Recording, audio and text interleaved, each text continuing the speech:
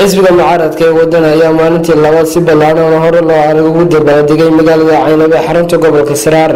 waxaana kumanaan ka mid ah taageerayaasha xisbiga isbedel doonka ee waddani kala qayb galay gudoomiyaha ololaha xisbiga waddani iyo gudoomiye ku-xigeenka labaad ee xisbiga waddani gudoomiyaha ololaha xisbiga waddani gudoomiye ku-xigeenka labaad ee xisbiga waddani iyo gudoomiyaha xisbiga waddani ee gobolka Saraar waxaana isugu soo biyoshubteen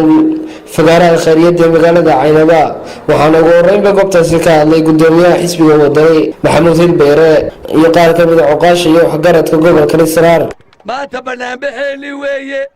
guul baynu joognaa qolada kulmiye shalayto 23 magaalo soo ka soo rartay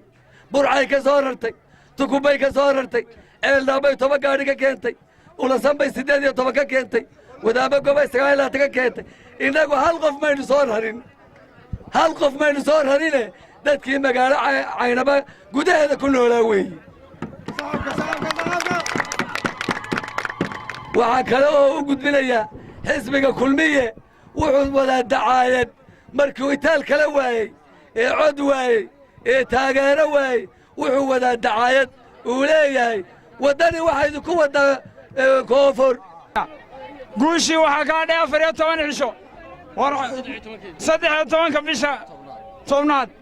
waxaynu dardaaranaynaa inaan farteena ugu yeelino xisbiga waddani codkana siino waa arkayseen qaab xumadii saaka la sameeyay dadkanina qaab xumada uu sameeyay dad waxba lagaga qaadayo maaha runtii dad waxba lagaga qaadayo maaha oo magaalada degan waxa dhacday oo xalayta aniga igu timi anoo gurigaygii anoo xisbiga waddani ka mid ah oo taageerayaasha ka mid ah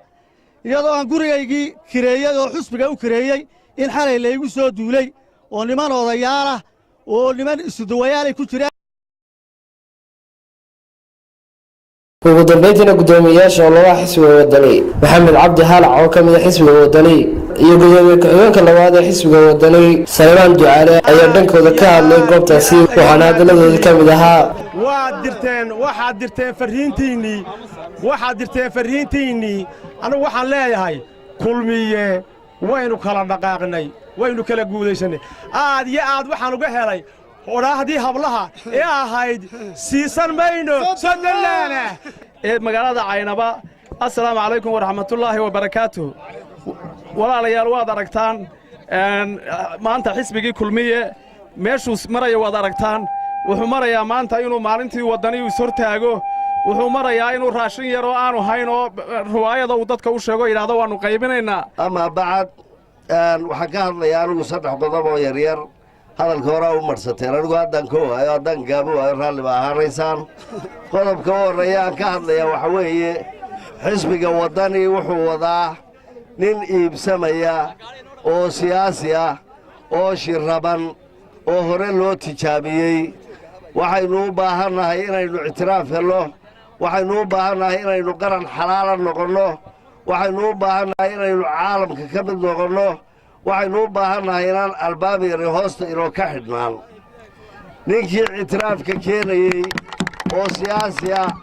oo bisil oo siyaasadda dabadda waliba takhasus ku ah oo ka soo shaqeeyey waddamo badan kulmiye wuxuu la marasaa inay shaqaalihii dawladda agaasimayaashii yaryaraa iyo